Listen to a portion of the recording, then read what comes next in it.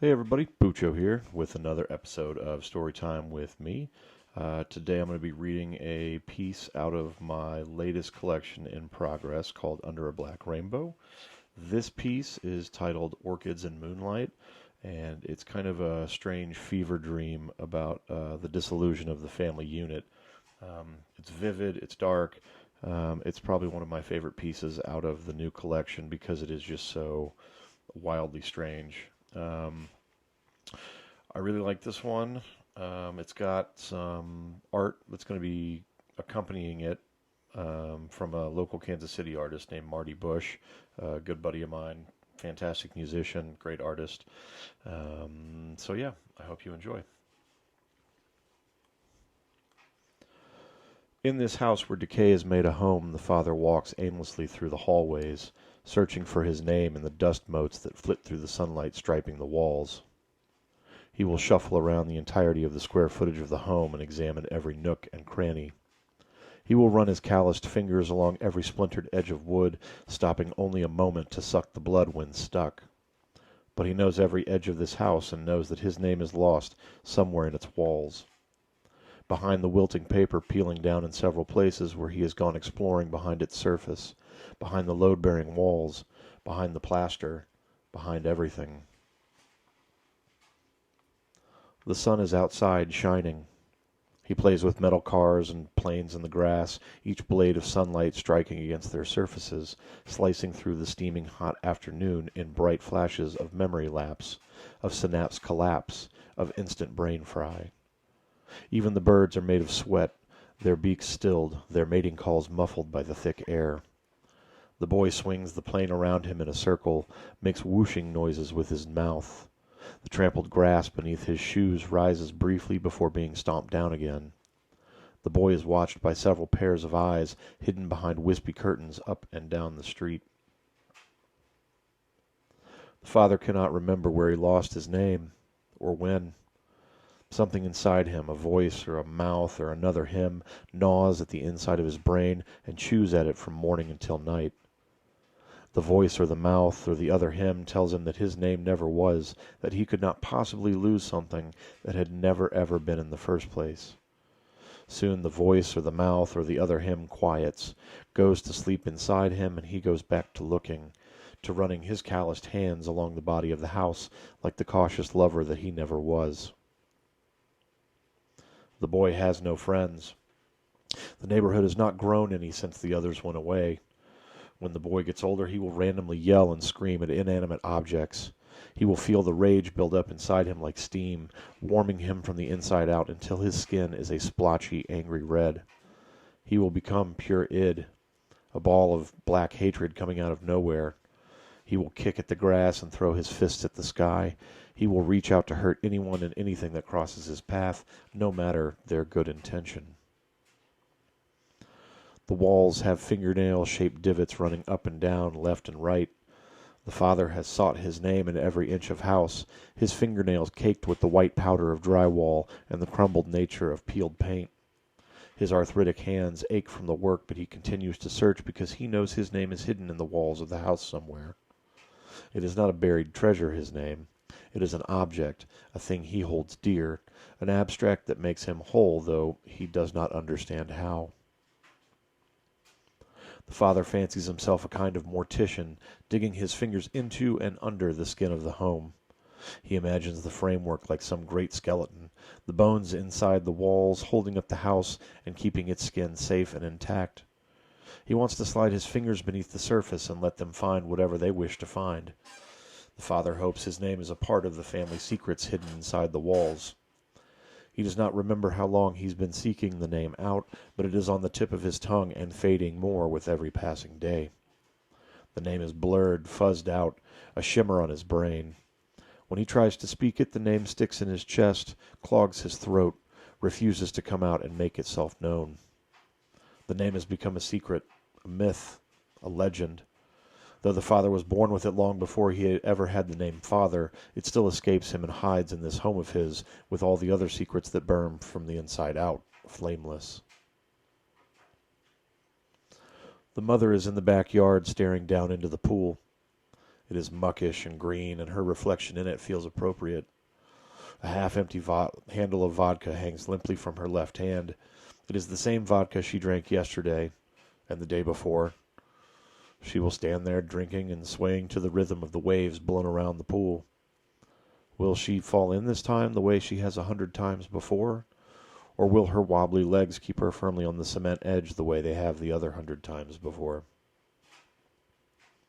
The father screams at the walls, calls them names, makes up epithets to make the plaster really feel his wrath, to know that he's serious. He clutches at the blackened walls, rips apart the paper and the trim work and the wires and the paint and the glue and the insulation, and then finds himself inside a black room that never was. The father decides that he is ready for death to come and take his nameless body from him, to wrestle it from his palsied grasp and steal away with it across the skies. He turns to look back through the entrance he's made and says nothing as he stares back into the dim light of the living room.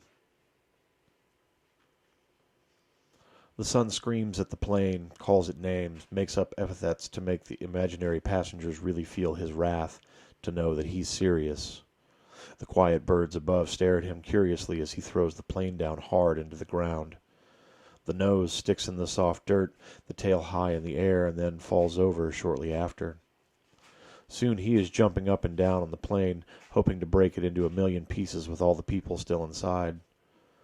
When he stops, the birds take flight and move to a tree farther down the street. The mother screams at the pool, calls it names, makes up epithets to make the water really feel her wrath, to know that she's serious. The sun screams back at her from its reflection in the pool, blinds her briefly, and she loses her balance. As she falls into the pool for the 101st time, the bottle of vodka shatters on the pool's edge. The shatter sprinkles and breaks the pool surface, and now the mother is treading glass and trying not to breathe in the sharp. She feels the vodka-coated slivers cut into her buoyant arms. Tiny rivulets of blood begin turning the blue water a shade of purple. The mother leans against the edge of the pool and closes her eyes. The father sits cross-legged on the dark and dirty floor of the hidden room that never was. He exhales as he does so. It is the sound of time and old age escaping from inside him.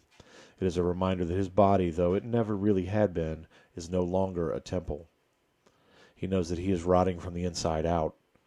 His body is fighting against an unseen enemy, an invisible force. The father is content with sitting on the sidelines and letting his body fight the war for him. He can feel his organs changing on him. They no longer pump and undulate the way they should.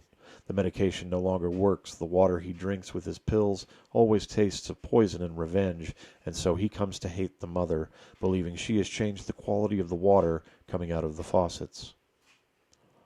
Slow, swirling smoke begins to fill the room. A single wisp that grows in length and breadth. Its origin is a mystery like everything else in the house. The father inhales, and the smoke finds its way into his nostrils. He can feel its heat inside him, running its rough, peppery edges along the surface of every vein and artery, coating his bloodways in ash and odor. The father inhales the wisp again, becomes one with the smoke that now has found its way back out through all the pores and hair follicles running up and down his legs. The room allows the smoke to leave, and he watches as it trails out through the hole in the wall. He knows the wife will have something to say about the smell, but he shuts his eyes and keeps his mouth shut for the moment. He will put her future anger on the back burner. He will let that particular fight simmer elsewhere while he continues his search for a name that is both his and completely out of reach. When the day is done, the boy returns home with his broken toys. He will place them in their proper place, but he will never play with them again. Though he seeks her out, he cannot find his mother. Though he seeks him out, he cannot find his father. The boy is on his own, left to fend for himself in the coming dusk that is nightfall. When the mother awakens, the sun has gone. In its place, a half-hearted moon. The mother lifts herself up and out of the pool, cutting herself over and over on broken glass floating on the pool's surface and scattered along the concrete edge. In the light of the moon, her skin appears purple. She holds her hands up to the light. She is bathed in midnight. She removes all her clothing and stands naked beneath the sky, the wind kissing every inch of skin. She prowls along the concrete like a feral cat, glass cutting her open again, exposing her. The mother reaches out and grabs a handful of the dying orchids that line the fence around the pool. Brittle petals crumble and fall at the trauma of her fingers clutching them to her palm. Her blood mixes with their blossom. She drips a deep violet on the ground. Soon she is rubbing the leaves onto every streak of blood. Soon she is all purple war paint. Soon she is hunting. The son's stomach turns, rumbles. In his haste to play all day, he has not eaten. The kitchen light beckons him, and soon he is standing in front of the refrigerator looking up at its large doors. A smell leaks from within, and when he opens the right door, he is awash in the smell. It coats him and bathes him in its funk. The smell reminds him of several colors at once: a sickly olive, diarrhea yellow, a deep and neon green, slick and shiny motor oil black, contagious red. His stomach turns again as he shuts the door, content to let his belly rumble until he can find his parents. The boy walks through the house to his room and sees a single plume of smoke winding through the house. He follows it down the hallways, in and out of rooms, back outside and then back inside, before finding its end in the father's office, though the father is still missing. The son sits in the father's chair and thinks it too cushioned to be comfortable, but he stays put. The smoke begins to creep toward him, slowly begins spiraling around him and the chair, hanging midair in front of his face. The boy opens his mouth and begins inhaling the smoke, feeling it fill him. It fills his nose and his throat, and he can feel the spice of its aroma coating his insides, blackening them slowly as he stares up at the ceiling, unseeing, while the plume disappears deep within him. His perception of time disappears. He falls down a black hole within his mind. He is falling down into the depths. The mother slinks and crawls through overgrown backyard, eyes turned to the house. She imagines herself scaling the elevated patio. She imagines herself sliding through an open window like an outsider, like a thief all purple and predatory. She is a single throbbing nerve that has been awakened by its own knowledge.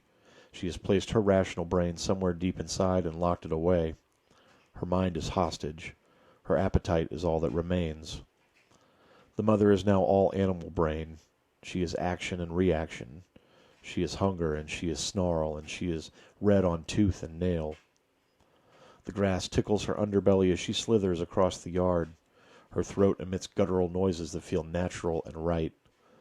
The noises let other animals know to stay out of her path, to avoid her. She is a thing that they've never seen before, so they stay hidden in the shadows, watching as she moves. She seems to hover across the yard to the house. She digs her nails into the siding and begins climbing to the roof with ease. When the father opens his eyes again, it is well before dawn, but the sun is slowly creeping over 1,000 horizons somewhere. When the father opens his mouth, a plume of watery black gushes forth, but remains suspended in the air. The black spins around itself, meets, splits into several parts, spins again, splits again. It is like floating mercury, and he cannot stop watching as the black moves from the tiny hidden room out into the hallway as if by some unseen current. The sun comes 2 hours later, his head cocked back and facing the ceiling. His neck is sore. His body feels as if it had been shaken and emptied of all of its contents. He leaves the chair and walks around the office, stretching his legs as he runs his hands along the spines of all the father's books. Some are old and worn and have a rough texture to them. Others feel slick and brand new. They all smell of ink and parchment and dust and hope and the fallen fragments of nightmares and dreams. The son has read none of them, as he is normally not allowed in the father's office without permission or supervision. Outside it's dark. It's probably past his bedtime, but neither of his parents seem to have found him yet. He walks out into the hallways and notices that the smoke is completely gone. The house smells like his home again, like something has been put back in place and made everything fine again, though he doesn't understand the feeling. This close, the mother can smell the decay and the rot emanating through the walls. She can smell the years of neglect inside the frayed insulation. She can feel each and every crack and crevice, allowing the outside air to come in. Once on the roof, she feels it begin to move beneath her feet. Silently, shingles and roofing begin splitting and sliding off the roof as the home opens itself up to her, spreads a small crack wider, and allows her to view every room at once from above. She cocks her head and scampers around the growing hole, seeing neither the father nor the son from above. The house is quiet and silent save for a single plume of smoke winding and swirling its way through the home, infecting all the fabric with its aroma. The father stands up to follow the shimmery liquid, unsure of how it emerged from within him. The substance seems to spread apart, slides along the surface of the walls. In its wake, names and dates and places and threats and hopes and fears begin to materialize. The words and images blend together in a visual language made of slick onyx. He recognizes the names and the dates and the places and the threats and the hopes and the fears. He understands that the language is his, though he cannot read all of it. He is able to translate less of it the deeper into the house he goes. The mother spiders down into the gaping maw of the home, dim starlight following closely behind her. The rooms are darkened and look strange to her from her perch, but the starlight soon makes a home in the shadowy corners and slowly brightens up the angles, diminishes the shadows. She climbs along the walls and the ceiling, believing that setting foot on the floor will be the end of her, that somehow contact with the floor means the animal in her will become uncaged and set loose, never to be seen again. Beneath her hands and feet, the walls have been inscribed with words and images she barely recognizes, though she understands that she knows them all the same. The house is quiet, eerily still. The floorboards do not creak beneath the son's footsteps. The walls do not contract or expand. Their insides do not crack like knuckles of the young or the ankles of the aged. Hallway lights flicker, turn off, return again and blind him as he walks. Every wall has writing on it. Every wall has images emblazoned upon it. The son does not understand what the words or images mean or where they come from, but the same feeling of everything in its right place cocoons him as he stops to let the blindness pass. When he opens his eyes again, his vision is fine, but there is a difference as he heads toward the living room. Somehow, soft starlight dapples the inside of the house. The son can tell it's real and not a reflection. Tiny dots of light have fallen inside the home, brightened it up, made a home in all its shadowy corners. They hang aglow and give the hallways a fairy tale quality, a dim magic that haunts the wood paneling and the family photos and the other reminders of generations past, each more faded and more colorless than the last. Soon the father is standing motionless in front of his bedroom door. The knob turns easily. The room is quiet and dark, though moonlight spills in from the window overlooking the backyard. He sits on the edge of the bed, looking out into the night, and sees the color of the pool, purple. He notices the moonlight hitting the water in strange and bright, angular ways. He tells himself he will check it out in the morning as he lays down on the bed and waits for the mother to join him, wherever she has gone. He does not go to look for her. He does not go to look for his son. By the time he falls asleep, he will have forgotten that he sought out a name for himself. He will have forgotten that it is buried somewhere in the house. If he wakes in the daylight, if his spirit is not snatched from him while he sleeps, then he will have forgotten everything. She scampers along the hallway wall toward the bedroom she shares with the father. She enters the room and proceeds to crawl along the ceiling hanging over the bed. Directly below her, the father sleeps, oblivious to her nighttime activities. She doesn't know how long she stays there on the ceiling, watching the rise and fall of the father's chest as he snores, but eventually she climbs down and allows her bare feet to touch the carpeted floor. She notices her reflection in the dresser mirror and begins to run her nails along the skin, scraping every bit of purple off of her into a slowly growing pile of purple skin shavings. When the mother is done scraping off her new dead skin, she will re-examine the entirety of her body, making sure there is no sign of the orchid's blood left on any part of her. She will limp toward the bed, an unimaginable sense of exhaustion filling her from the legs up, and she will slide beneath the covers and fall asleep next to the snoring father. The home is now a wonderland of light and spectacle, but the sun is focused on his empty belly. His hunger makes him irritable and tired, and so he finds his room. He shuffles across the floor, kicking the pieces of toys, both broken and not, out of the way. He climbs into bed, cocoons himself in cool blankets, feels the wind from the open roof breezing across his face as he quickly falls into dreams. In the morning they will rise when their bodies allow. The sun will be high in the air, piercing the upstairs corridor. An explosion of hot white will warm the house up. Sweat will bead on foreheads and in the crevices of arms and legs. They will wake, feverish and having forgotten the events of the previous night. They will awake to a home that has been exposed to intense light, searing the house slowly. When they rise, when they begin to stumble about the hallways, they will wonder why there are flecks of purple scattered throughout the house. They will wonder how the roof opened up to the heavens and allowed God knows what into their home. They will wonder why the pool is in such a bright and shiny shambles. In the morning, they will, without speaking, begin to clean the house. In the afternoon, they will finish cleaning and fall into a satisfied nap on the couch. The father's head will fall straight back. He will snore at the ceiling with his arms folded across his chest. The mother will have made a pillow of her lap, her head cocked on a propped arm running along the back of the couch.